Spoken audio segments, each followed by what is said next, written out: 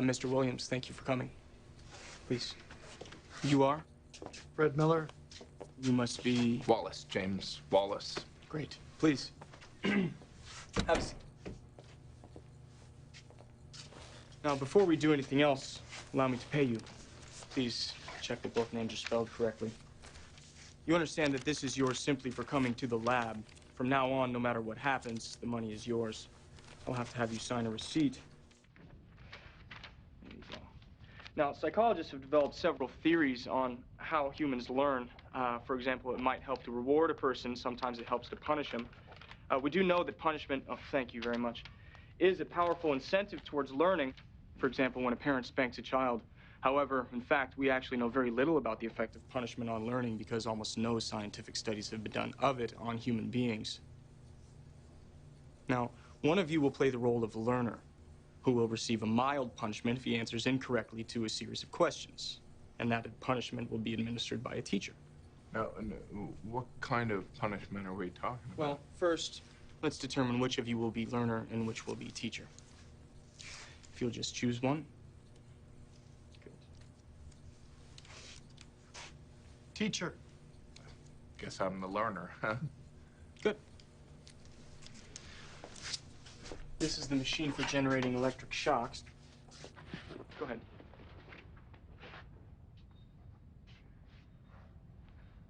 Now, let's set up the learner to receive some punishment. If you'll just follow me into the next room. Is it okay if I leave my hat here? Yes, that's fine. Now, you might want to remove the jacket. Go ahead and have a seat.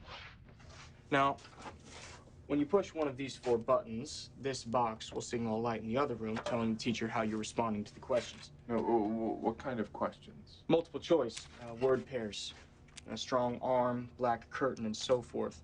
Now, we want you to memorize them.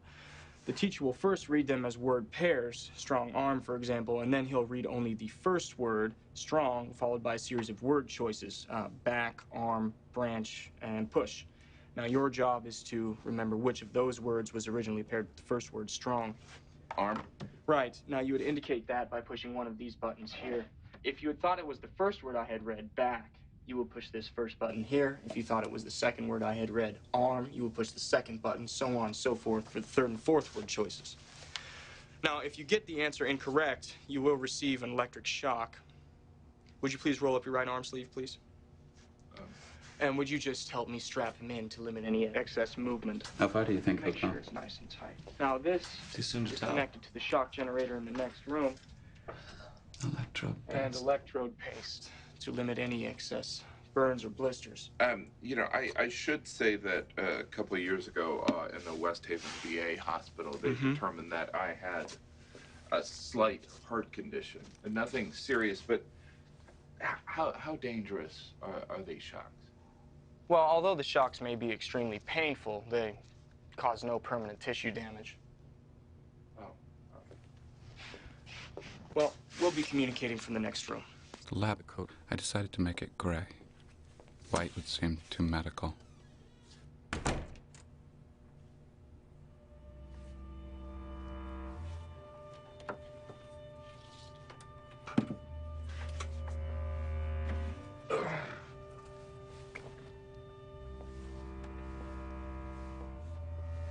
Okay, thank you. Now, if he gets the answer incorrect, you administer the shock by flipping one of these switches here. See? Each switch has a little red light above it. Now, to give you, the teacher, an idea of the amount of shock the learner will be receiving, we think it's only fair that you receive a sample shock yourself. Is that all right? Uh-huh. Okay, just roll up your sleeve. Life can only be understood backwards, but it must be lived forwards. Good. Now, I'll ask you to close your eyes and just estimate for me the amount of volts you think you're receiving. Okay, close. This part's where the experiment really begins.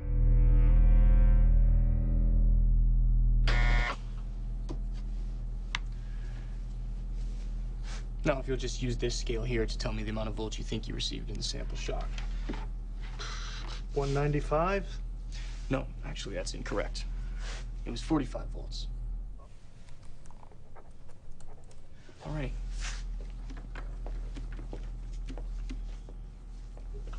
Okay, learner, I'm going to read you the words, and then I'm going to repeat the first word, and you're going to tell me the pair for that word. Okay? Oh, he doesn't have a microphone, but he can hear you. Okay, keep it moving, understand? Remember that each time he gives a wrong answer, you move up one switch on the shock generator. It is important that you follow the procedure exactly.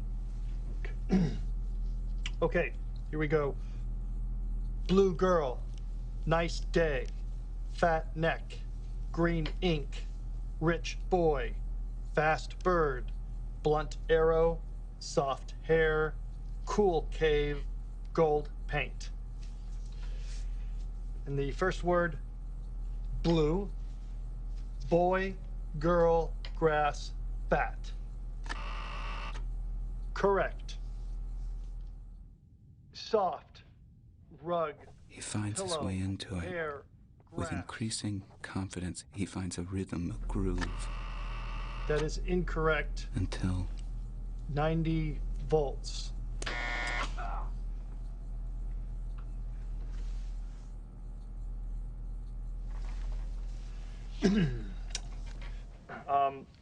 here we go. Gold, dollar, necklace, moon, paint. Incorrect. 120 volts gold paint.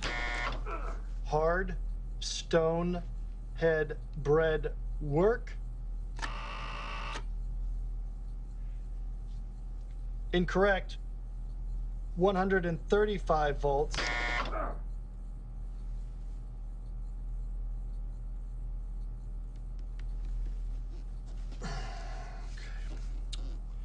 Wet, night, grass, duck, cloth. Incorrect. 150 volts, wet duck.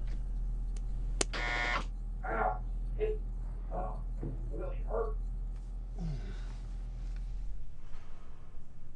How do you know when a change, a true and lasting change, Wet, is night, about to overtake your life? grass, man, girl.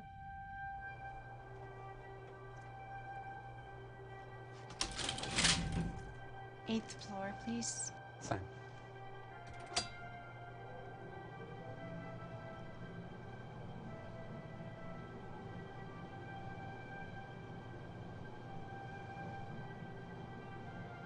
Are we going to the same party?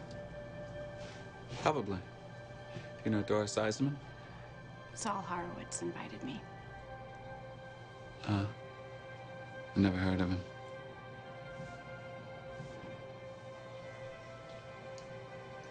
Should we continue talking or wait till we're properly introduced?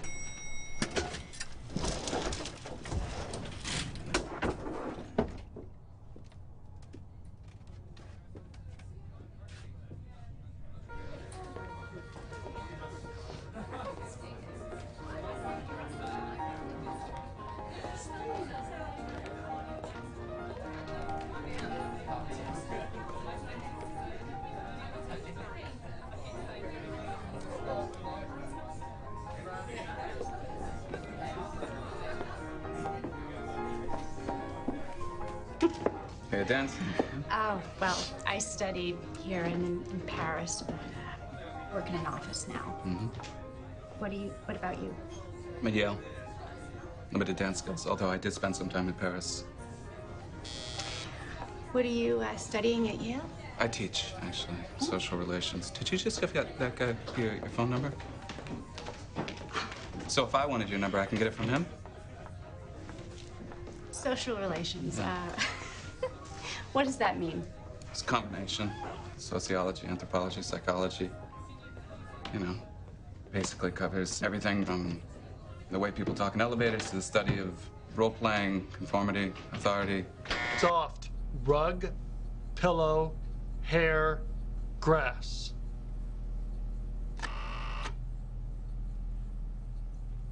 Incorrect. 165 volts, strong shock. Let me out of here. I told you I have a heart condition. I will not be part of the experiment anymore. He says he's not going to go on. Please continue, teacher. He says he doesn't want to go on. Well, whether the learner likes it or not, you must go on until he's learned all the pairs correctly. Please continue, teacher.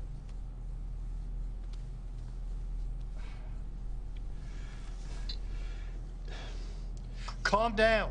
Concentrate. Sad. Face. Music. Clown. Girl. Incorrect. 180 volts. Experiment. Let me out. Let me out. He went all the way. Most of them do. Sharp. Axe, needle, stick, blade. No response from the learner must be interpreted as a wrong answer. Still laughing. Trying to hide face with hand. Something's happening to that man in there. Can you please go check that everything's okay? Not once we've started. Please continue, teacher. So you accept all responsibility? The responsibility is mine, correct? Continue, please. Wet. Night grass duck cloth. Clenching fist. Pushing it onto table.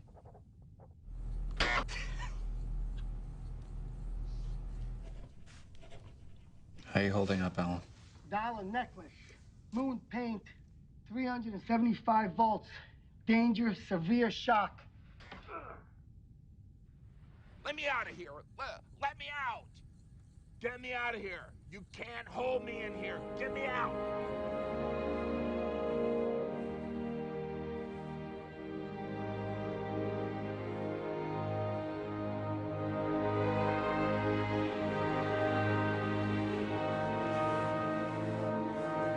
What is this? Just like the picture. The colors and... Don't you? Yeah? Take it. It's yours. Why didn't you mail it to me?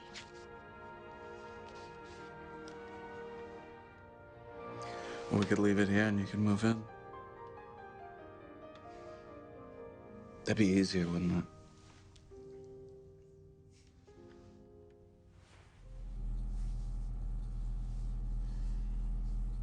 Wet. Night. Grass. Duck. Cloth.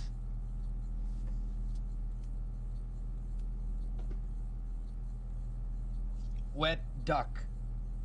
435 volts.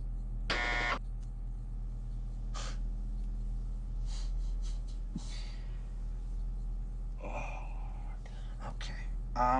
Brave. Woman. Soldier. Dog. Horse.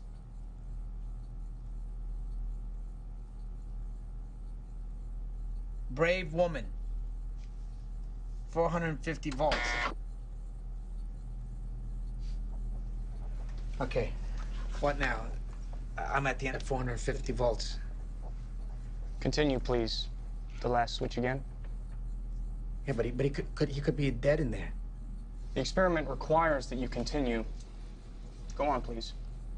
And his health doesn't mean anything? Well, whether the learner likes it or not, we must continue. I'm sorry.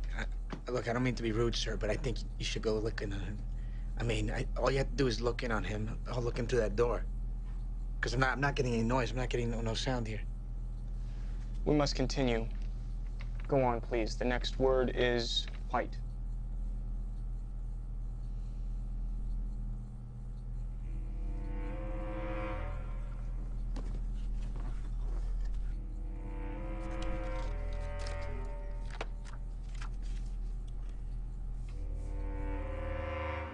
White, cloud, horse, rock, house.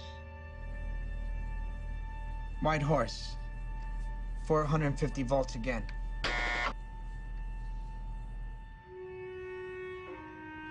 Fair. Price, rule, skin, sky. Wrong.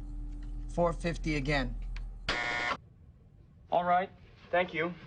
We are, done with the experiment. Okay. No, I'm just going to speak with the learner. I think he might be a little upset. In the meantime, my assistant would like to ask you a few questions, if you don't mind. Yeah, surely. Dr. Milgram. How do you do? First I'd like to... No, thank you. I'd like to ask you some questions. Yeah, surely.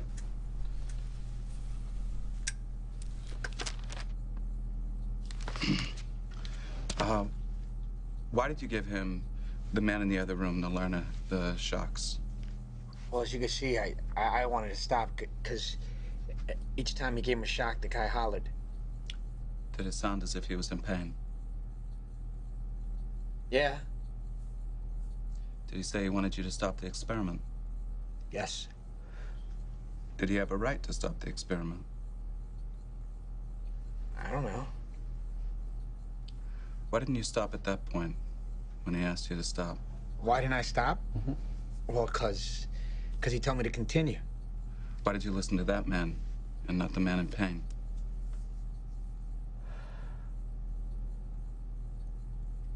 Well, because I thought the experiment depended on me. And nobody told me to stop. He asked you to stop. Well, that's true, but he's the, you know, the subject, shall we say. Who bore the responsibility for the fact that this man was being shocked?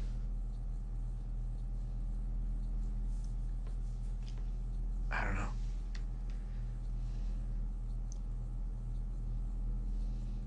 Could you fill out items 6 through 18 on the questionnaire in front of you, please? Here's a pen.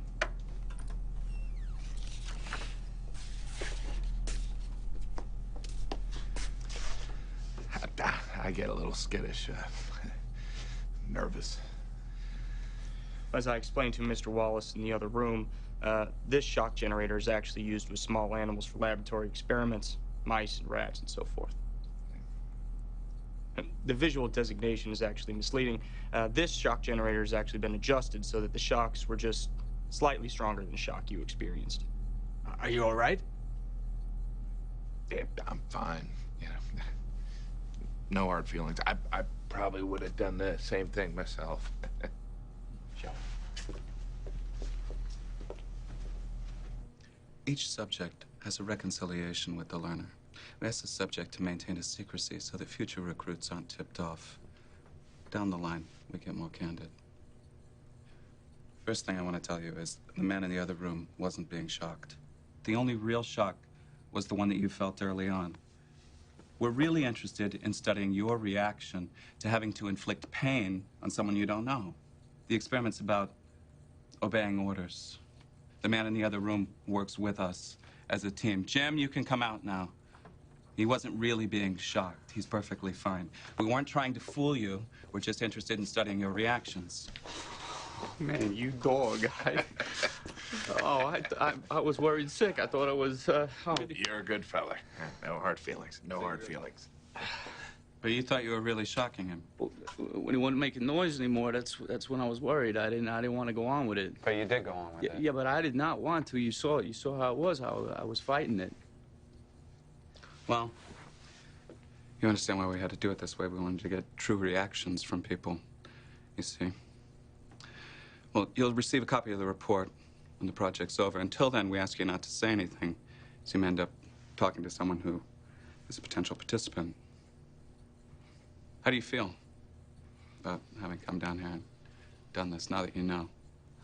I mean, yeah, now that I know the truth, I don't mind. Well, thank you very much for coming down. We certainly do appreciate you giving us your time. Yeah. Alan here will help you out. We think you'll find the report very interesting. Thanks. Yeah, thank you.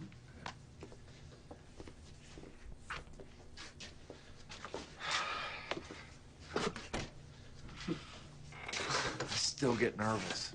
You're cool as ice. Oh, maybe all those years of teaching high school give you sort of... Poker face. Oh, discipline, I was thinking. You're like a grave digger. Think you mean Undertaker? Domino effect starts to kick in the teacher's mind once he assumes the role. Get some women in here. Got my wife in this seat. She'll, we got 9 kids. First squawk, she'd stop the whole shebang. 9 kids, you sure about that? Oh, yeah. I have enough saved up to give them each a pair of socks if the electricity gets me. You're a brave man, Jim. All right, Oh, next subjects, too. We should keep going.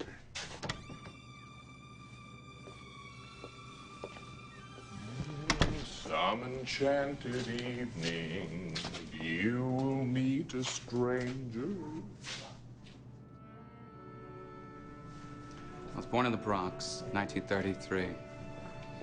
My father's from Hungary, my mother Romania, Jewish immigrants. It was a matter of chance that they arrived in the U.S. as children and managed to raise a family in New York instead of being swept up into the extermination camps and murdered by the Nazis like millions of others like them in Eastern Europe. That's really what's behind the obedience experiments. The inkling I was chasing. The thing that troubled me. How do civilized human beings participate in destructive, inhumane acts? How is genocide implemented so systematically, so efficiently? And how do the perpetrators of these murders live with themselves?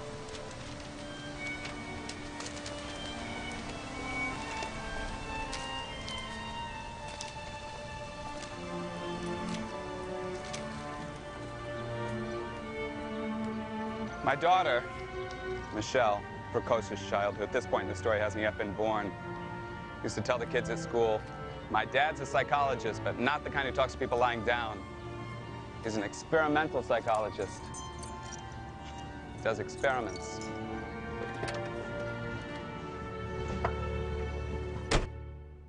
First, let's determine which of you will be learner and which will be teacher.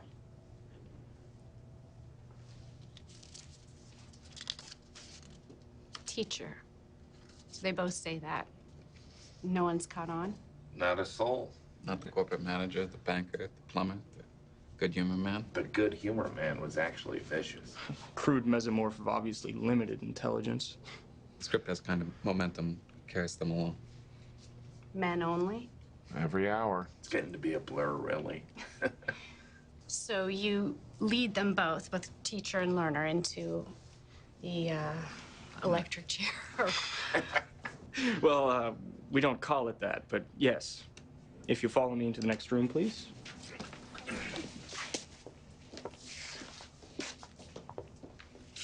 Here's my home. I think I'd go nuts in this little room all day. Well, they keep me busy. I actually have a heart condition. Really? Yeah, it does give you a sort of authenticity, I think, in the part. Yeah. But I think I'm a better actor than I am accountant. It's nearly time for the next one. Oh. Is somebody in there? Maybe Alan. Shall we join? Now, to give you, the teacher, an idea of how much shock the learner will be receiving, we think it's only fair that you receive a sample shock yourself. Is that all right? Fair enough. Your right arm, please. This is the only real shock, right? Mm-hmm. Have you done it? Been shocked like that, literally? Yeah. Yes, it's not pleasant. Ah! Now, if you'll just use the scale here to estimate for me the amount of volts you think you've received in the sample shock. I don't know. You tell me. Well, that was only 45 volts. So go ahead and begin the test. He doesn't have a microphone, but he can hear you. Just speak into the microphone. The rooms are partially soundproof. Are you ready, learner? Continues with robotic impassivity. Courteous to experimenter. Ink. Seems to derive Box. no pleasure from the act itself. Lamp. Incorrect. The correct answer is box. Curt and officious when saying correct. 75 volts. Let me out of here! Each time he administers a shock, lips drawn back, bares his teeth. Sweet, candy, girl, taste, pickle. Wrong, sweet taste, 120 volts. Let me out of here! Looks sadly at the True, experimenter story, hero, and continues speech, reading word report. pairs.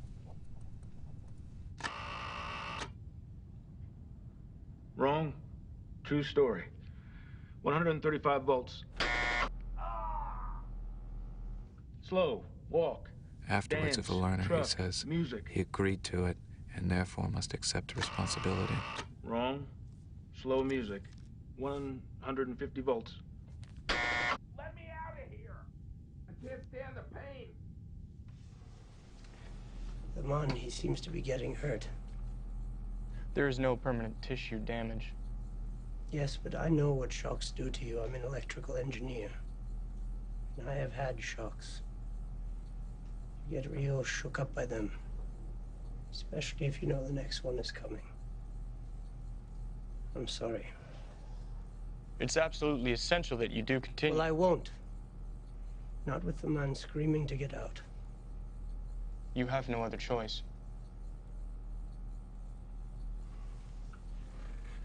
Why don't I have a choice? I came here on my own free will. I thought I could help in a research project. But if I have to hurt somebody, if I was in his place, no, I can't continue. I've probably gone too far already. I'm very sorry.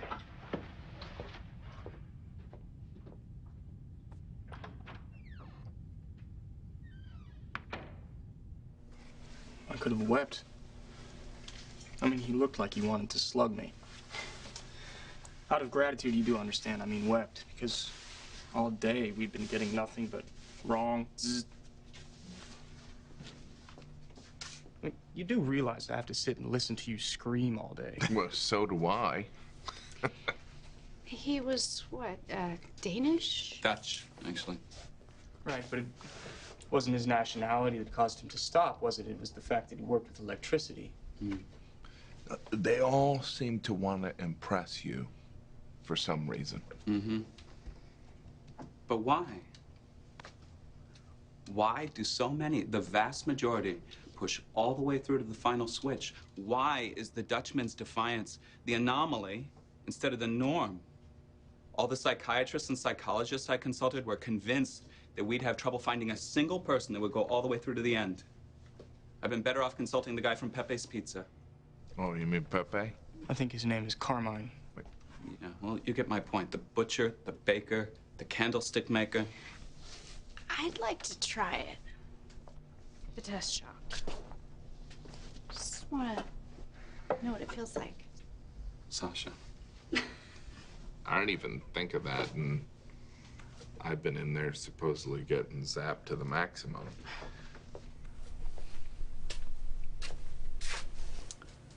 This really isn't necessary. Well, yeah, but it's not harmful either.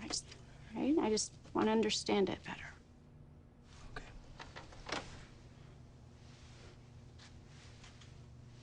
Other arm.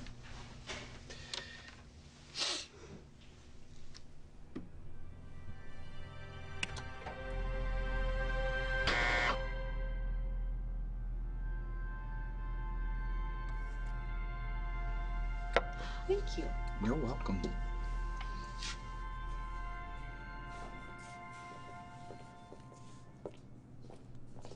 I designed a series of variations, 25 in all, and continue the experiments over the next 2 semesters. We adjust the script so that the learner bangs on the wall, but says nothing. We ask the teacher to physically press the learner's hand on a copper plate, forcing him to receive the shock. Wrong. 135 volts. We move the experiment into a shabby office in Bridgeport to deduct the potential intimidation factor of Ivy League prestige. And back at Yale, we include women. What did you just do? He said ow. Did you turn off the machine? I thought that if it seemed like I, turn.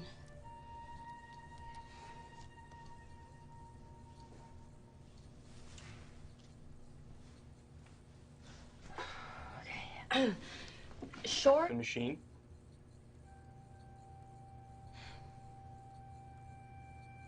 Please continue, teacher.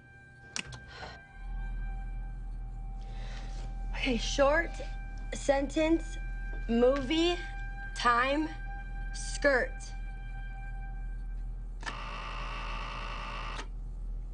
I'm sorry, that's wrong. It's short time.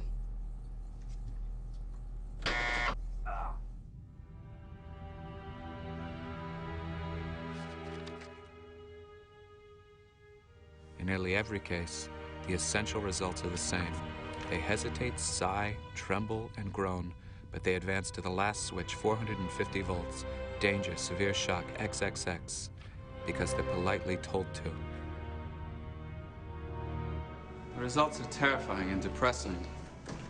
They suggest that the kind of character produced in American society can't be counted on to insulate its citizens from brutality and inhumane treatment in response to a malevolent authority. Milgram? Milgram is Hebrew for pomegranate. Is that what you mean? It's one of the 7 fruits of the Bible. You're Jewish. Same as me. You seem upset. Am I upsetting you? I have office hours. You can make an appointment. Huh? You don't like surprises. You know, I've been thinking about the experiment a lot. It really rattled my wife about what it said about me. If she was me, she likes to think that she wouldn't have pulled the switch. But you know what? What? You never know. That's the thing. How can you know? You can't, right? No, you can't. Look, if it's any consolation, a great many participants were prone to nervous laughter, but my wife actually is waiting for me at home for dinner. So. You inviting me? No. Make an appointment. With leftover grant money, we filmed the last 2 days of the experiment, May 26th and 27th, 1962. 4 days later, Adolf Eichmann is executed in Jerusalem. Eichmann, architect of the Holocaust, responsible for the deportation and murder of millions of Jews, escaped to Argentina after World War II. He was living with his family under the name Ricardo Clemente, an employee Mercedes-Benz, when Israeli Mossad agents captured him in 1960 and brought him to trial. To complete the translations, I beg to submit a translation into the German of our number 887. Eichmann didn't deny his crimes, showed no trace of guilt or remorse, said he was merely a transmitter. I never did anything great or small without express instructions from my superiors.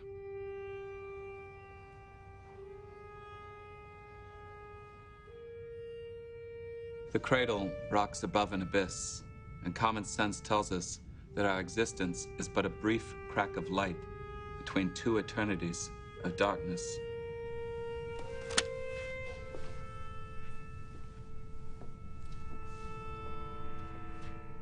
Let me out of here! Hey, that really hurts! I told you I have a heart condition.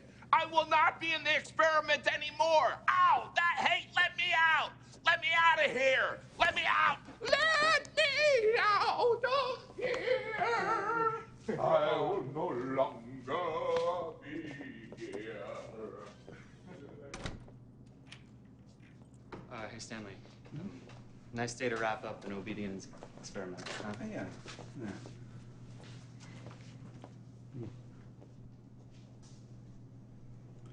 I should tell you about Ash. Solomon E. Ash. You ever saw my thesis at Harvard? And I worked for him diligently and miserably at the Institute for Advanced Study of Princeton. Ash did the thing with the lines, right? About a dozen years ago. The study you are taking part in today involves the perception of the lengths of lines. As you can see, there are a number of cards, and on each card, there are several lines. Your task is a very simple one. You are to look at the line on the left and determine which of the 3 lines on the right is equal to it in length. This is a recreation from a film I made in the 70s. 5 of the 6 participants are Confederates, the single true subject in the white t-shirt. Here's everyone else's answers before announcing his decision. 2. 2. 2. 2. 2. Very good. Let's move on to the next card. Same thing, gentlemen. 3. 3. 3. 3. After the first few rounds, members of the group choose the wrong line. 2. 2. The subject denies the evidence of his own 2. eyes and yields to group influence. 2. Very good. Thank you. In the language of social science, the experiment was known as the effect of group pressure upon the modification and distortion of judgments. Great title. It made Ash famous among social scientists.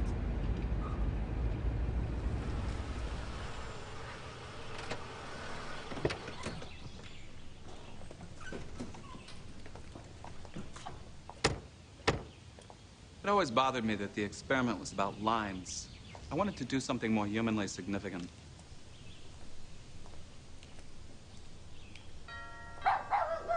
Here's the bell.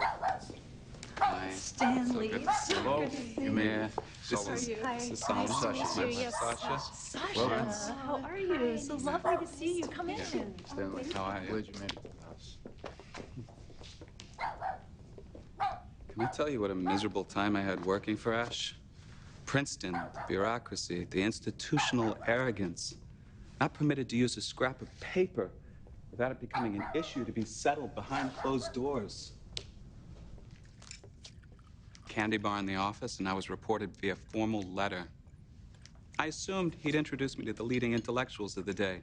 This did not happen. I assumed that he acknowledged me and the book that I was researching for him, a book on conformity. He did not finish the book. It was like drinking from a glass with a false bottom. I thought there'd be more. I was thirsty. Please call me Schlemm. I would prefer it. There's no need to be so stuffy. In an elevator. Really? They met in an elevator. Can someone please pacify the dog? Here I am, still trying to impress him. Human nature can be studied but not escaped, especially your own. Well, I was on my way into this party, and I could feel somebody walking behind me as I went into the building. And we both got onto the elevator, and it turned out we were going to the same floor. And one of us said, I don't remember which, are we going to the same party? My fate was sealed. And he didn't leave my side the whole night. And he drove me home. And it turned out we had a lot in common. We were both from the Bronx. My mother was born in Russia. So my sister's friends, her parents in Vienna, had sent her and her brothers to New York during the war. But when I was over there visiting, they had just reclaimed their factory, and it was a coat factory, and that's where I got this. So, you're a well-traveled American girl, born in Switzerland, who took dance lessons in Paris and wearing a Viennese coat? Why haven't we met before? Stanley, why do you feel compelled to dwell on the negative aspects of obedience? Why must you focus on its destructive potential? Obedience isn't necessarily an instrument of evil. I think we can both agree, looking at recent history, the history that brought you to this country, a history in which we see abusive power assuming unprecedented murderous dimensions. Why does your experiment give me a dirty feeling? He didn't expect these results. He tried to change the conditions so that people would refuse to obey. We met in a library. Oh, him, not him. The whole time, I'm sorry, this is startling. Out of 780 subjects, not a single person got up, went to the door, and looked in to see if the man screaming was all right. Not a single one.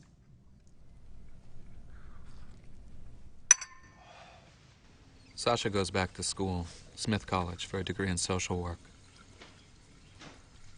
My first obedience paper, submitted almost 2 years ago to the Journal of Abnormal and Social Psychology, is finally published in October 1963, just after I start a new job at Harvard, assistant professor, Department of Social Relations. Am I impressed with myself, being at Harvard? Well, I got my PhD here. Harvard is the best place to be. Subjects were seen to swear, tremble, stutter, bite their lips, dig their fingernails into their flesh, and these were characteristic responses, not exceptions. And yet, despite this behavior, the majority complied. Yes. How do you justify the deception? I like to think of it as illusion, not deception. Semantics, you may say, but illusion, you know, has a revelatory function, as in a play. Illusion can set the stage for revelation, to reveal certain difficult-to-get-at truths.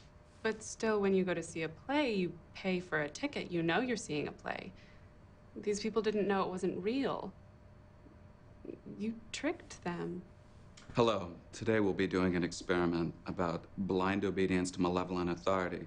I'd like for you to pretend that this machine is delivering painful shocks to a person in the other room.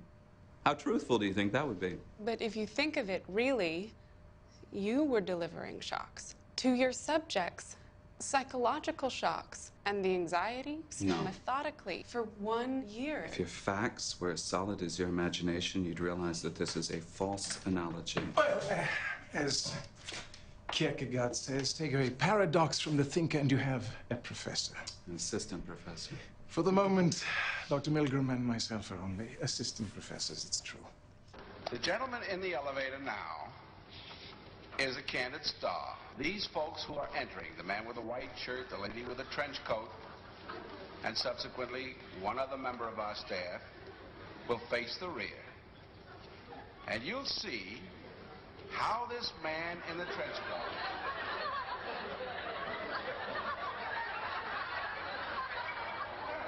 tries to maintain his individuality, but little by little,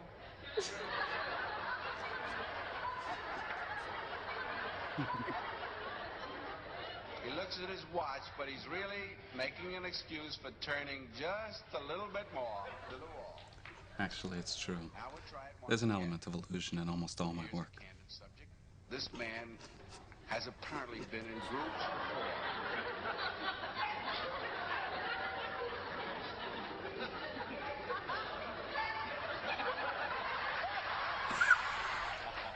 Candid camera was a reference point. I never deny that. You can see that plainly enough in the lost letter technique, which I conceived of at Yale and was refined at Harvard. Leave a letter, a sealed, stamped letter, but unmailed for someone else to find. Leave it on a sidewalk, inside a store, a phone booth. Put it under the windshield wipers of a parked car with a note saying, "Found near car." All letters are addressed to the same post office box, but they're evenly split between 4 different intended recipients. Friends of the Communist Party, friends of the Nazi Party, medical research associates, and Mr. Walter Carnap, all fictitious. The innocuous content of the letters, if anyone's curious enough to open and read, is a simple message from Max to Walter, proposing an upcoming meeting.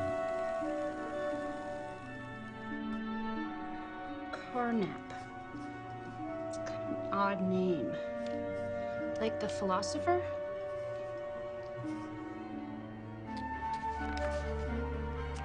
In 2 weeks, out of 100 lost letters to each addressee, 72 were sent to the Medical Research Associates, while 71 were sent to Mr. Walter Carnap, but a mere 25 to the Friends of the Communists, and the same number, 25, to the Nazis.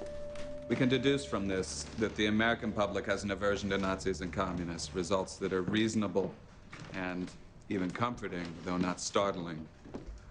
Well, why not take it further? Takedo Murata, another student, drives to Charlotte and Raleigh, North Carolina to lose a new batch of letters.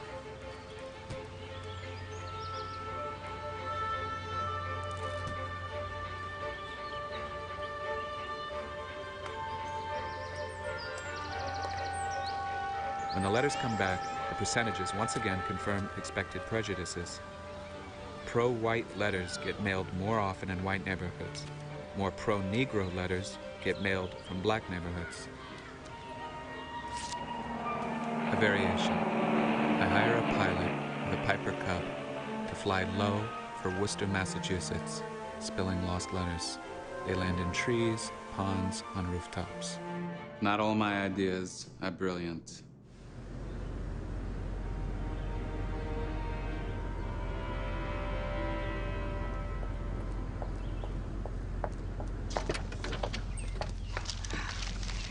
Well, it's not on the front page, strangely enough.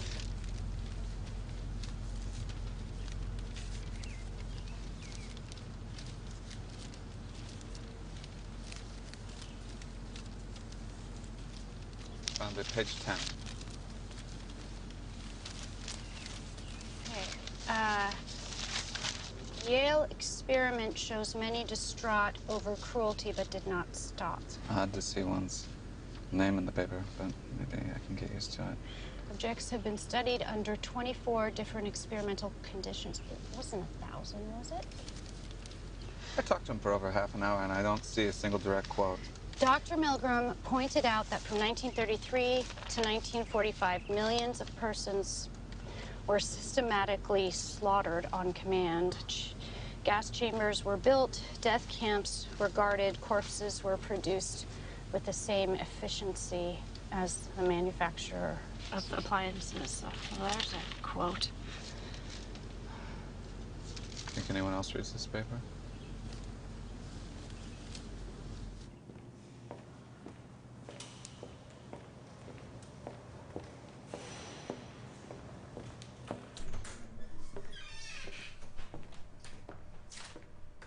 President Kennedy's been shot. He was shot in a motorcade in Dallas. He was shot in the head. It's Milgram. It's just another one of his experiments. Yes, yes. Kelly, you've got that radio, yeah? Turn it on. During his tour of the city of Dallas, Texas, a presidential aide, Larry O'Brien, said he had no information on whether the president is alive, but later reported... He's rigged a fake broadcast like Orson Welles. I have? I wonder what the experiment's really about. This is real.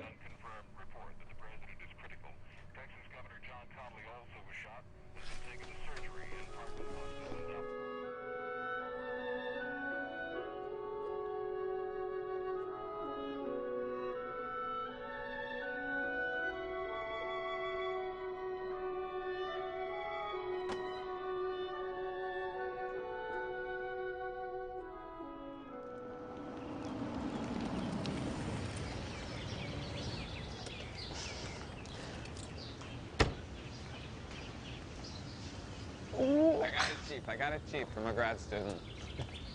He gave me a deal when he realized he couldn't take it with him to London.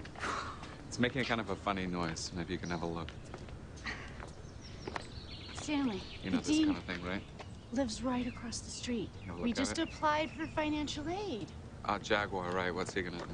Well, what, who cares what he thinks? I Is didn't say it? that. Well, I didn't say that. All right.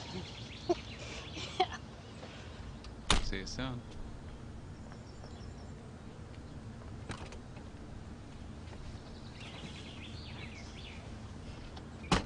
It's cheaper than you think. Though I understand it creates the wrong impression. do you? I do. Or are you just doing an imitation of someone who listens, who's reasonable, who... Yeah. Well, we're gonna need 2 cars. Huh. Is that the dean?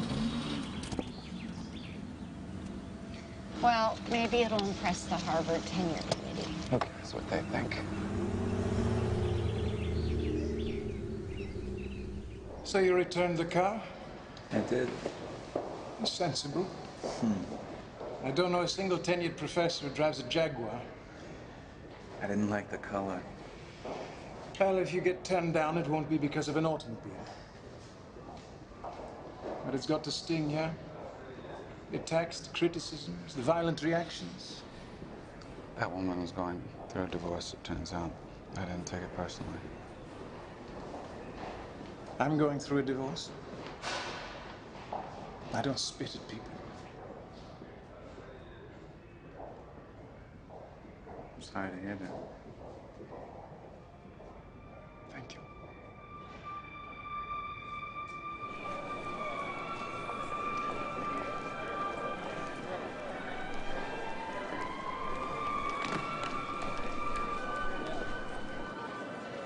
It's true that I am possibly more than commonly on edge, but how would you feel if you picked up a copy of American Psychologist and found yourself attacked in an article called Some Thoughts on Ethics in Research, a response to Milgram's behavioral study of obedience?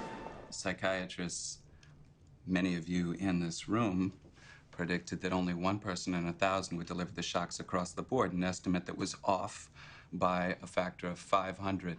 So what happened in the lab was discovered, not planned.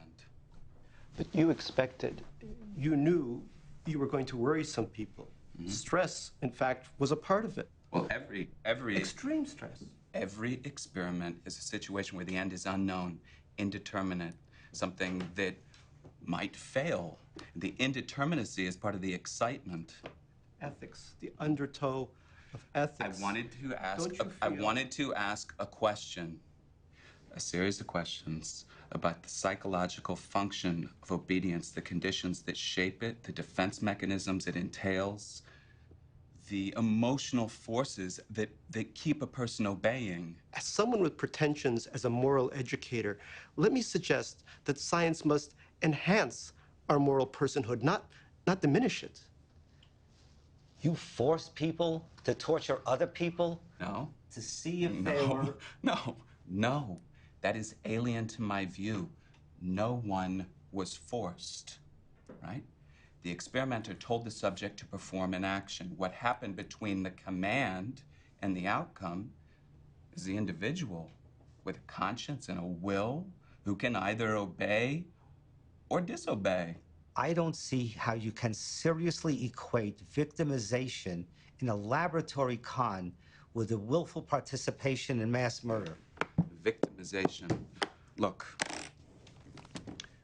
when the experiments were complete, all the subjects were sent this questionnaire. Here's some examples. 84% said they were glad to have been in the experiment. 15% indicated neutral feelings. 1.3% indicated negative feelings. 1.3%. 4/5 thought more experiments of this sort should be carried out, and 74% said they had learned something of personal importance about themselves and about the conditions that shape human action. A year after the study, a psychiatrist, Dr. Paul Arara, was hired to meet with subjects who might have suffered possible negative effects. This is not another experiment. There's no trick here. I can see why you may have your doubts. Yes. This is a debriefing meeting. We're here to assess the after effects.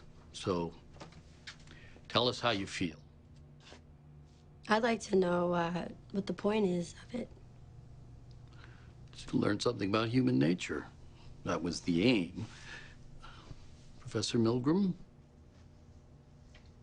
I sincerely hope that basically you don't have the feeling that you would rather not have been a part of this experiment. It's an interesting life experience.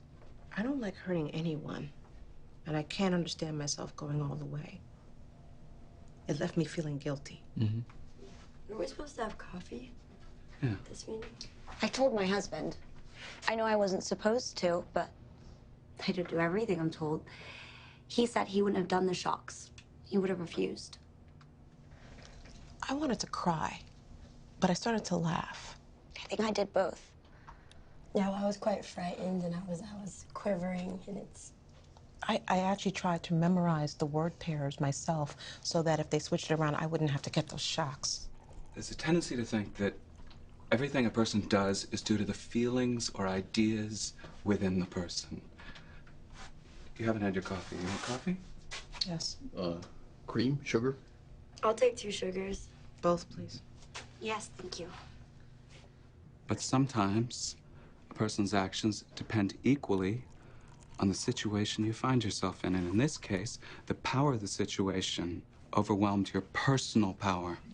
I'm an understanding person, okay? I'm an intelligent human being. Speak the truth to me, and I'll cooperate gladly, even if it's a bitter truth, but don't lie to me. Well, the purpose was to advance science, learn something. Maybe And one in this should do this kind of experiment if you have to deceive. Look, you can deceive other people, but don't deceive me. We had half a dozen sessions with Arara and invited subjects. The meetings were sparsely attended, full of confusion and complaints, but we concluded that no one showed signs of harm. No one had been traumatized. Stanley? Tom Shannon. No. Tom did the wiring on the shock generator. At Yale, the shock box. Nice to meet you. It's Yeah, Sasha. likewise. It's Michelle.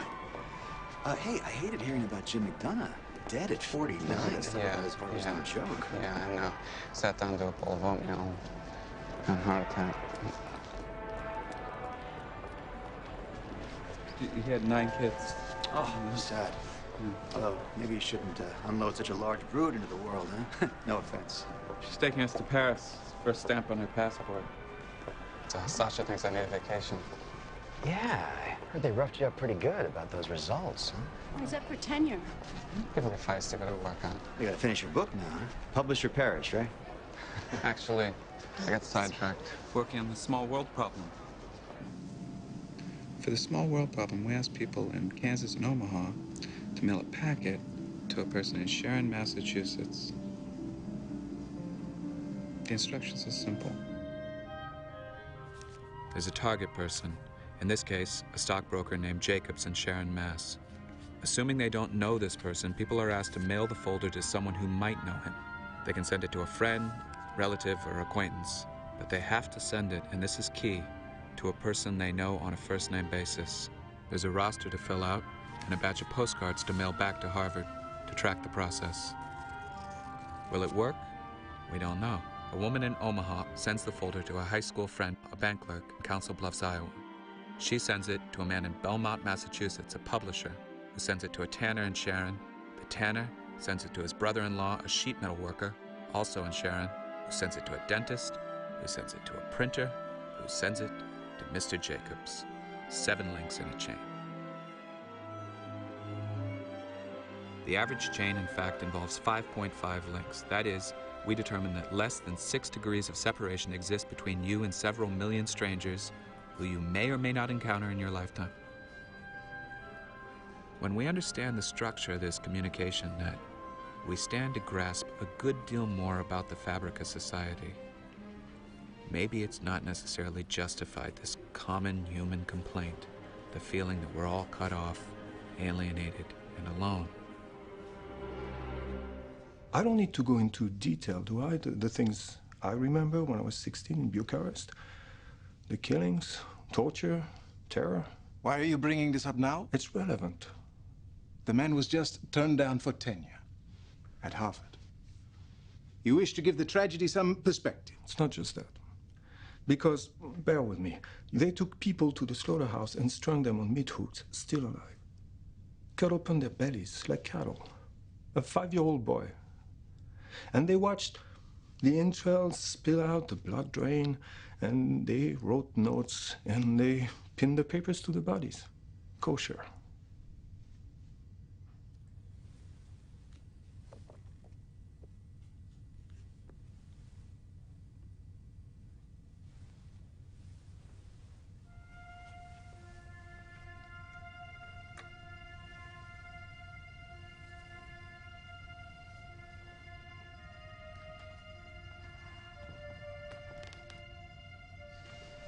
Serge was just giving me a lesson in reality, the pogroms in Romania during the war.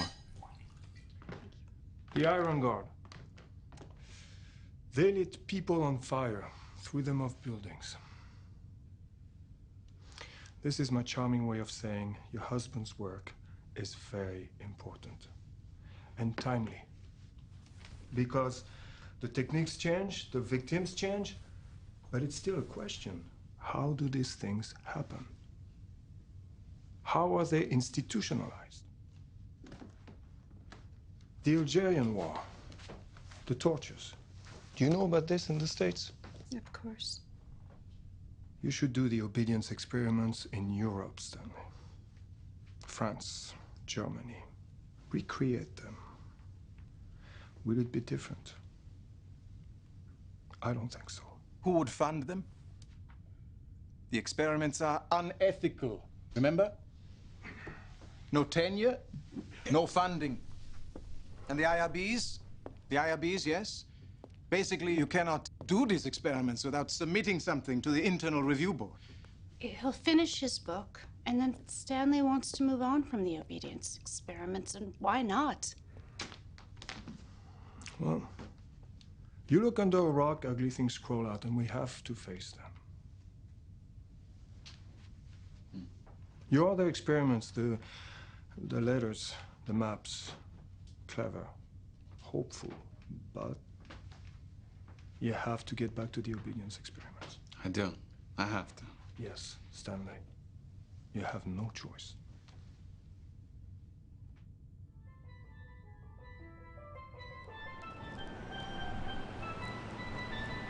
My new job at City University, New York, involves a jump in pay and full professorship.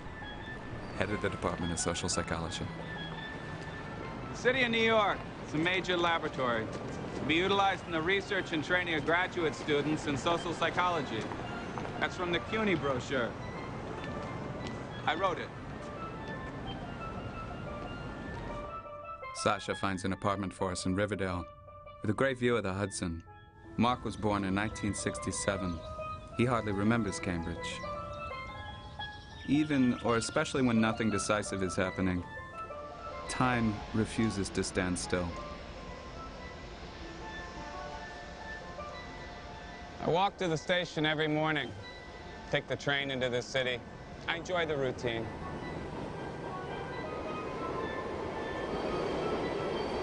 Today's assignment: get on a local bus, and then with the bus in motion and loud enough to be heard by your fellow passengers, sing your favorite song. Any song we want? Just as long as you know the words and can sing them loud and clear. Pair up. Non-singer takes notes, then switch roles. You may say, so what? Singing a song, anyone can do that. Or, I don't have to do that. I'm an individual, not a conformist. Or, this is silly. It doesn't change the world to sing a song. My answer to you is simply this: get on the bus and sing. Now go, right now. Come on.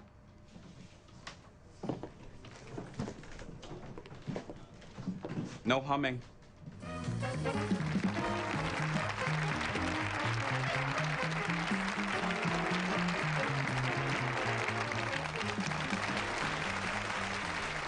My next guest is Professor of Psychology at the Graduate Center, the City University of New York. He's written a fascinating book, a disturbing book, Obedience to Authority, an Experimental View, just published by Harper & Row. Please welcome a very creative, very controversial socio-psychologist, Stanley Milgram. Doctor. So your subjects, they thought the shocks were real, that they were delivering 450 volts, 65% of them. But they were not particularly aggressive or sadistic people. They were a representative cross-section of the average American citizen living within range of Yale University. I thought, yes, we'd do the experiment in New Haven, and there'd be very limited obedience, and then we'd recreate the experiment in, say, Berlin, and find the rate of obedience to be much higher. Saved a bit on airfare, didn't you? So, let me get this straight. You did the experiment in the early 60s, and here we are, 1974, and your book still feels like news. Why is that? People don't have the resources to resist authority. That's what the experiment teaches us. But people don't want to hear it. The experiment explains a kind of flaw in social thinking, a deadening, a suspension of moral value. What would you say to your critics? Critics who would insist the moral lapse is yours. And one of them cites the extremely callous, deceitful way the experiments were carried out. Another calls them morally repugnant, vile. Milgram belongs on the other end of the shock machine. There certainly is a certain kind of Kafkaesque quality to the experiments. Kafkaesque. The experiment taught me something about the plasticity of human nature, not the evil, not the aggressiveness, but a certain kind of malleability. 65% of volunteers were obedient. That left 35% who recognized a moral breach, took responsibility for their actions, and resisted. There is no permanent tissue damage. That's your opinion. If he doesn't want to continue, I'm taking orders from him. The experiment requires that you continue. You have no other choice. If this were Russia, maybe, but not in America. But obedience, compliance was more common. You tell yourself, I wouldn't do that, I'd never do that. But then, what did Montaigne say? We are double in ourselves. What we believe, we disbelieve, and we cannot rid ourselves of what we condemn.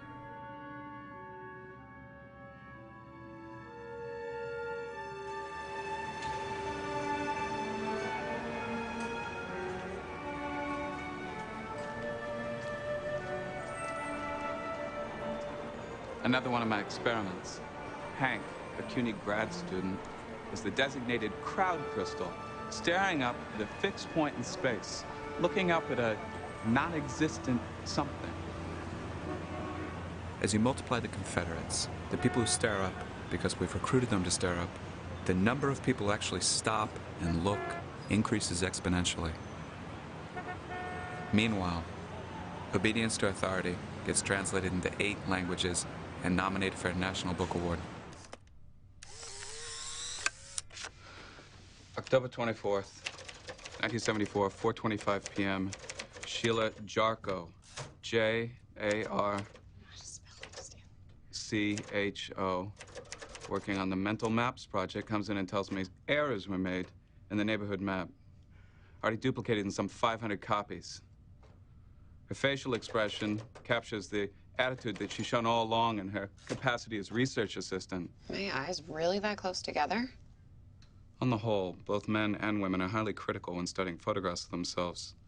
The vanity factor is extraordinary when people judge their own image.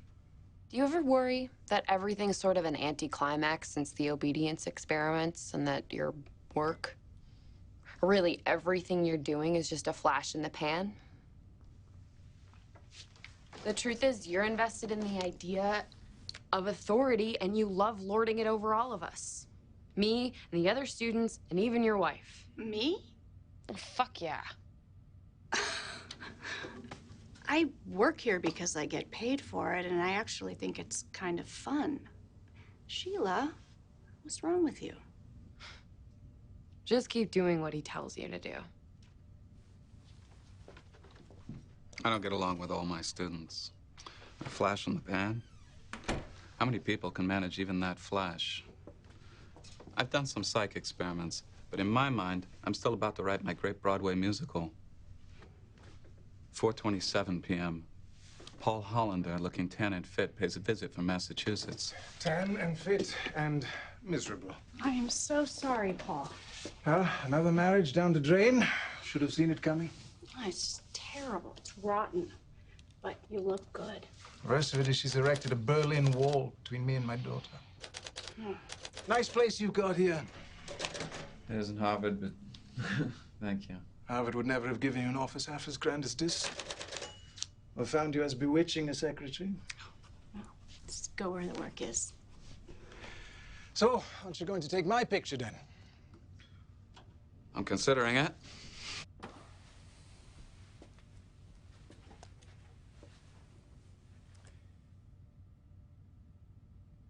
You ever feel invincible one moment and then worthless the next?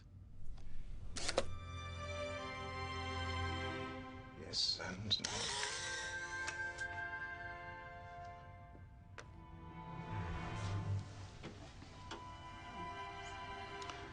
The camera begins to attract its own subject matter.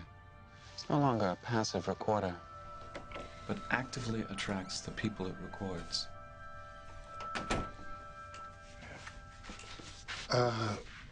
Stanley Milgram?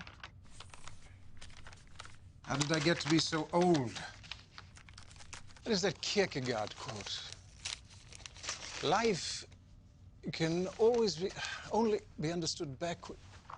October 24th, 1974, 4:29 p.m. Conversation with Paul Hollander interrupted by the arrival of a messenger bearing, at last, the German edition of Obedience to Authority with crass barbed wire cover design. Mein Gott. What's your name? Thomas Shine. Am I participating in my experiment? Depends. Just wants to take your picture. Everybody's doing it. Okay? I need a signature. Oh, yes. He's interested in the unacknowledged power of photographic images. Okay. Life can only be understood backwards, but has to be lived forwards.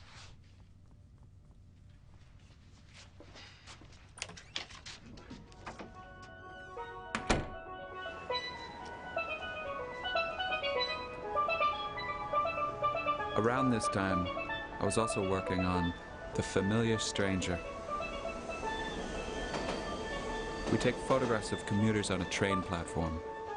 Each figure in the photographs are given a number. The photographs are duplicated, and a week later, the students follow up. Hello. I'm a student at CUNY. Would you mind filling out this questionnaire? Oh, okay. Also, do you recognize any of these people? No. What about here? Well, that's me. Yes. Can you identify anyone else? Not by name. Most commuters recognize on average 4 individuals that they see in their daily routine but never speak to, familiar strangers. Amongst these are sociometric stars, figures that they not only recognize, but even fantasize about.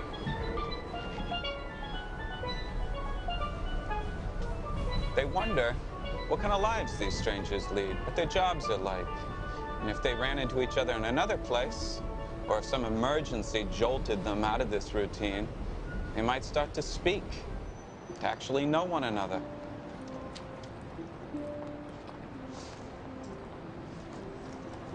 I teach at CUNY, and I see you out here, you know, all the time, and I wonder about the things you must see. You look familiar. What do you teach? Social psychology. City of New York is a vast laboratory. I had no idea you were English. You're English? Assuming that accent is real. I saw you on TV. Good Morning America. I knew you looked familiar. He tortures people with electric shocks. That isn't accurate. He's very controversial. Have you read my book? Have you? Oh, I don't get a chance to read as much as I would like to. Okay. I read the review. Well, there were many reviews. It was the Times, wasn't it? Harsh. Yes, it was. It was harsh. It was nominated for an award, but, you know, who cares? Why disabuse yourself? What? I don't want to make you angry, ma'am. Just have a nice day, okay? Hey, it was a pleasure meeting you.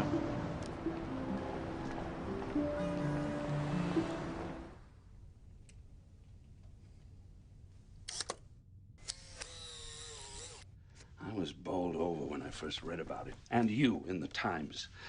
And then I read the original material in the scientific journals, and I mulled. What, mulled? I mulled. And this mulling produced the idea to do a TV play of a hopefully high caliber for an accepted show of a decently adult level, treating in fictional form the kind of experiment you performed in its aftermath, using it as a springboard for my own characters and situational inventions. I kept this. You see how yellow? Stan, sorry, help me. I was just wondering, your name, its derivation. Milgram means pomegranate in Hebrew. It's one of the 7 fruits of the Bible. I'm Jewish. That's what you're asking. Apples is another, right? Figs, grapes, olives, they're a fruit.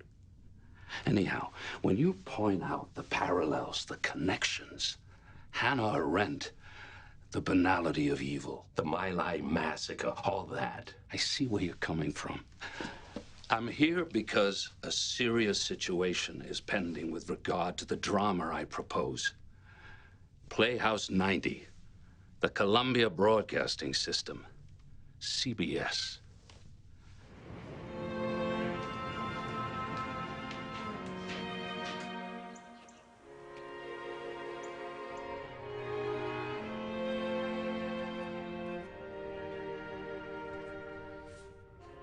Michelle Marbel.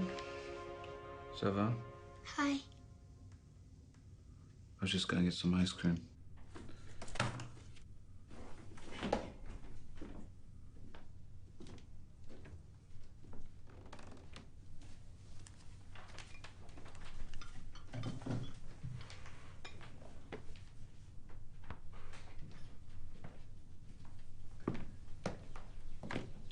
whenever I'm up late like this, which is a lot, I think of your grandfather. Sam, Yeah, what's his name? he died. That's right, in his sleep. It's the luckiest way, people say, not to know it's happening. Why'd he die? Heart disease. So before you were born, before your mother could meet him,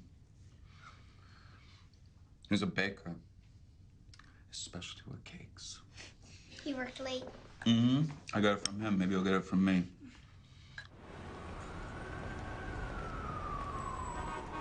Basically, there are three types of people. That's what your research confirms. There's the person who makes things happen, the person who watches things happen, and the person who says, "What happened?" Right? I'm a dramatist. I was explicit, not a scientist. Your work is a springboard for revealing basic human truths. You get your consultant's fee. What's the problem? It isn't about the money. I'm sorry, she needs to speak to you again. She says it's urgent. Tell her to relax.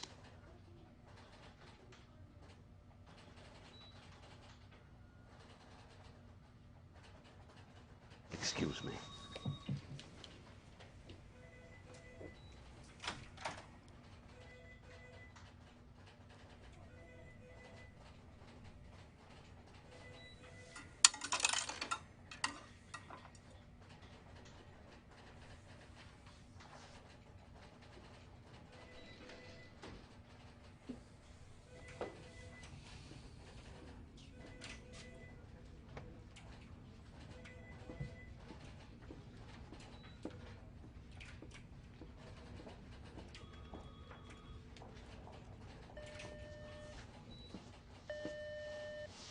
Dr. Stanley?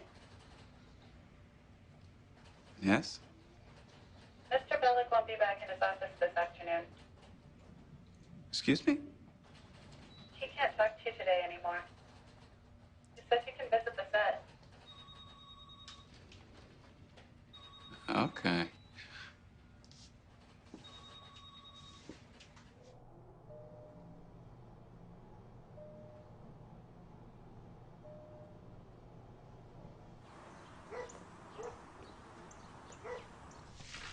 So, you sold him the rights? No. But it's a gray area.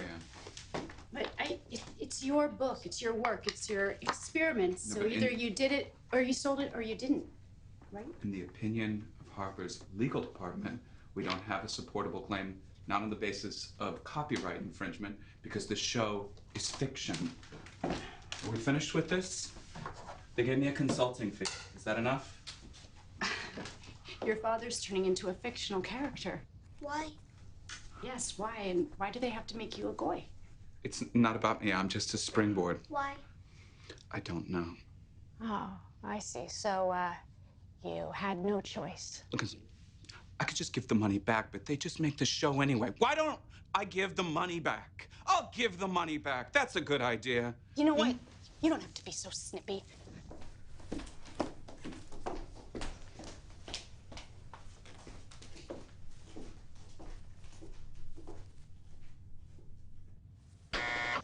They don't just come in and sadistically pull these switches, bang, bang. They have an inner struggle not to obey. And their pain is the evidence to that. Stephen, what you're doing is very important. And I love the design. It's audacious. And? I am being careful. Which is why I've got tenure around here long before black became popular. It's tricky. Very tricky. There'll be criticism of anything breaking new ground. There are times when your life resembles a bad movie, but nothing prepares you if your life actually becomes a bad movie. Here's Dr. Stephen Turner, Stephen Stanley Turner, Milgram of Rutledge University, a bachelor and a wasp, being played by William Shatner. 4 years after his last Star Trek episode, Ozzie Davis plays his colleague, and best friend. I don't believe you're adequately considering faculty reaction. You may find yourself teaching in Siberia.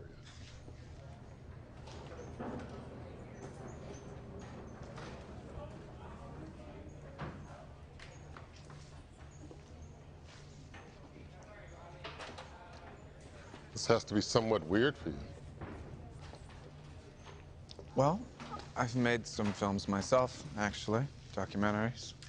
I think Ozzy may have meant, and I was wondering also, do you have a best friend who is, you know, a brother? I mean, this tradition of a black best friend, where did that come from? You don't have a black best friend, Bill? No. Do you? This character isn't me. I'm just a springboard. Did you know I did the first interracial kiss in U.S. TV history? Ah, Star Trek, sure. I kissed Nichelle Nichols on network TV. Controversial, but you did it. The network was nervous. They insisted we shoot an alternative version. But during the close-up, I did this. First time. 1968, in the history of TV. I read about your experiments, Doctor. Did you happen to use any black folks? Yes, of course. And the results? They fared the same as everyone else, roughly 65% compliant. You didn't force or threaten anyone, right? No. You didn't twist anyone's arm? No, no. You know, hold a gun to anyone's head? You see, it brings to mind when I was 6 or 7 years old, coming home from school. 2 policemen called me over from their car. Come over here, boy. Come on over. Have I heard this one? No. They tell me to get into the car, and they take me to the precinct station. Then one of them takes a jar of cane syrup and pours it over my head. And they both laugh like it's the funniest thing in the world. I laugh too. Then they give me hunks of peanut brittle and let me go. It took me 30 years before I told anyone. Where was this, Ozzy? Down south? Well, it doesn't matter where, and that's my point. You see, you don't have to go to Germany to learn about obedience to authority. Well, it's in the book, actually. It's the 10th chapter, which very few people get to. 10th level? The agentic state, in which the demands of the democratically installed authority conflict with conscience. The banality of evil. I don't take responsibility. Do you take responsibility? I take responsibility. Now count that as wrong. No response counts as wrong. Now you pull the switch, then, Stanley. Come on, you pull the switch. Mr. Dalquist, that's your job. No, I won't. Nobody can learn anything like this. There was a time, I suspect, when men and women could give a fully human response to any situation, when we could be fully absorbed in the world as human beings. But more often now, people don't get to see the whole situation, but only some small part of it. There's a division of labor, and people carry out small, narrow, specialized jobs. And we can't act without some sort of direction from on high. I call this the agentic state. The individual yields to authority, and in doing so, becomes alienated from his own actions. Mr. Dalquist, you agreed to the rules. The agentic state is store policy. It's, I'm just doing my job. Or, that's not my job. Or, I don't make the rules. We don't do that here. Just following orders. It's the law. In the agentic state, the individual defines himself as an instrument carrying out the wishes of others. A soldier, a nurse, an administrator, an actor, a corporate employee, or even, yes, academics and artists. Please, continue. Oh, God. Oh, God. Mr. Dalquist. Just shut up a minute! No, no. God.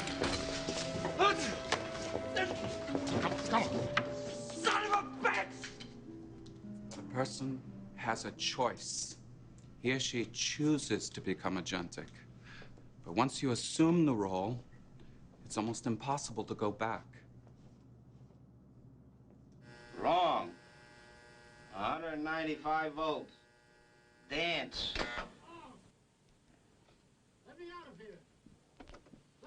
Continue, please. We always asked, is there anything the man could have said to stop you from administering the shocks? And they would always say, no, I don't think so, no.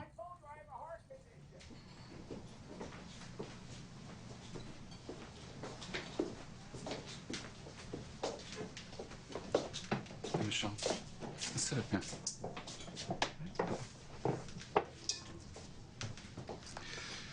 Could we get a couple of hot chocolates? You want hot chocolates? Yes, please. Yes, please. Chocolates all around? Yeah. Do you want anything? Okay, no. Can we stay put? Stay in your seats? Okay.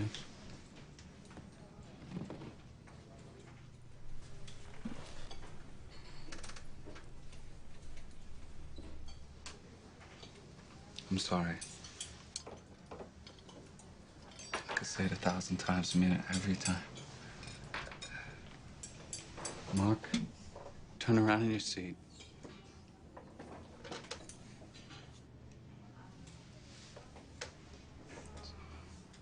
Piaget. Remember when I was translating Piaget? I hit this line about child development. And it's the specific point when the growing child is able to recognize the gap between what exists and what might exist. And it occurred to me, we choose our reality when we choose another person.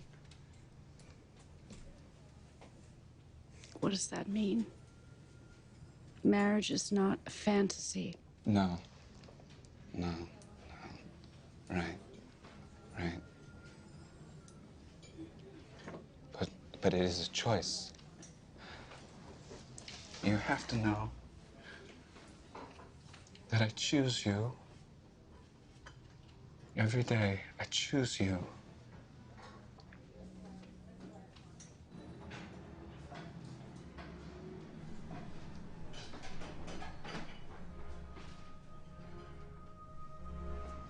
(1984). 1984 was a big year for me. My lecture fees peaked. I was asked to speak all over the world about the obedience experiments, of course, in relation to Orwell's prophetic book, a book that describes a totalitarian world where people aren't very good at thinking for themselves.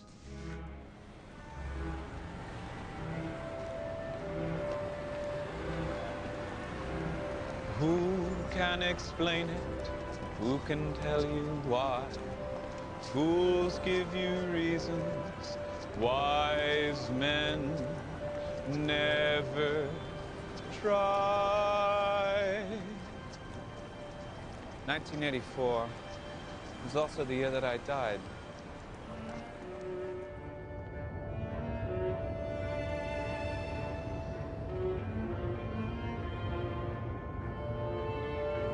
I was 51.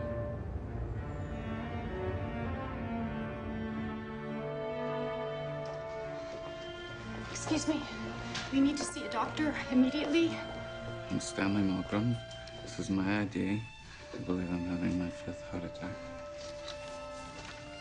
Dr. Heisenbuttel. That's who treated me last time.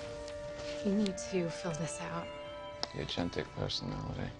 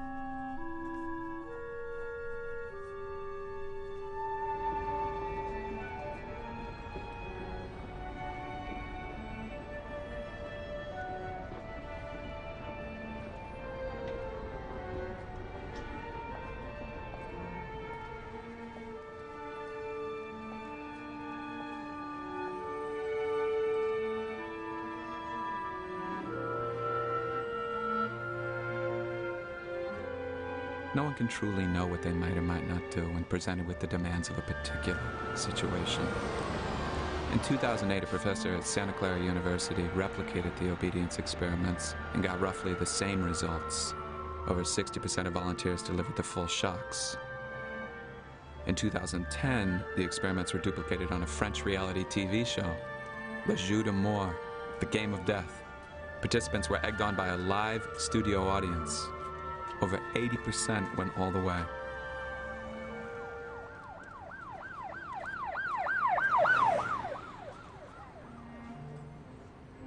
Alexandra Milgram, Sasha, continues to live in the apartment we shared in Riverdale.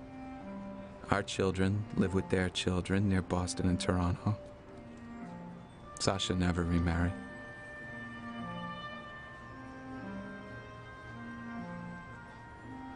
The obedience experiments are cited and discussed in nearly every introductory psychology textbook worldwide. My obedience film is screened for every incoming class at West Point, and my methods and results continue to be challenged, scorned, debunked. Yet every time a new outrage is unleashed into the world, sanctioned and systematic acts of violence, the obedience experiments re-enter the conversation, reframing unanswerable questions. You could say we're puppets, but I believe that we are puppets with perception, with awareness. Sometimes we can see the strings, and perhaps our awareness is the first step in our liberation.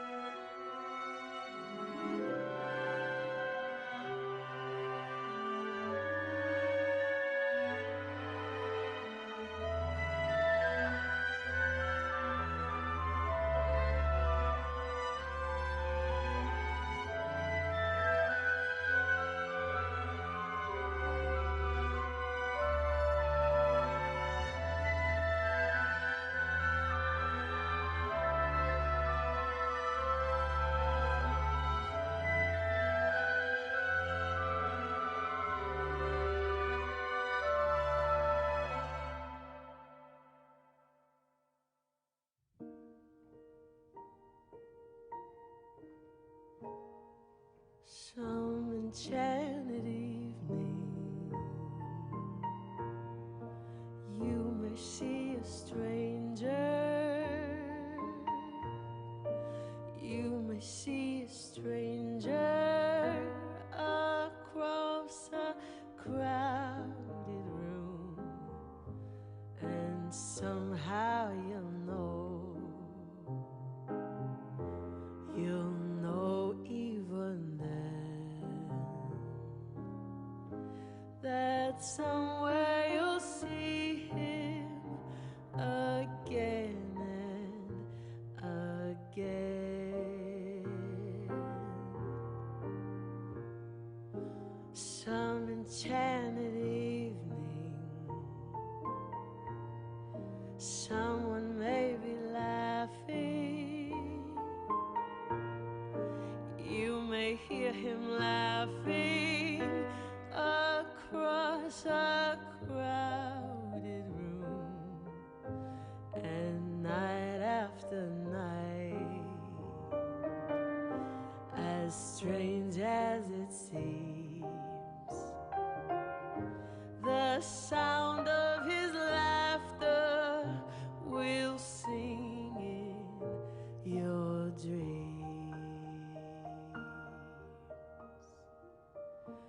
Who can explain it? Who can tell you why? Fools give you reasons, wise men never try. Some enchanted evening, when you find your true love, when you feel him call you across a crowded room, the tied to his side and make him